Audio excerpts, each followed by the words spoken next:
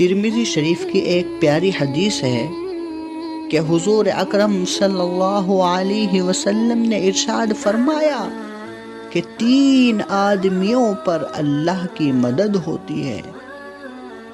एक वो गुलाम जो आज़ादी की नीयत रखता हो, दूसरा अल्लाह के रास्ते में जिहाद करने वाला, और तीसरा निकाह करने वाला जो निकाह के ज़रिए हराम कारी से बचना चाहता हो और जायज़ तरीक़े पर सिर्फ अपनी बीवी से ख्वाहिश पूरी करनी चाहता हो।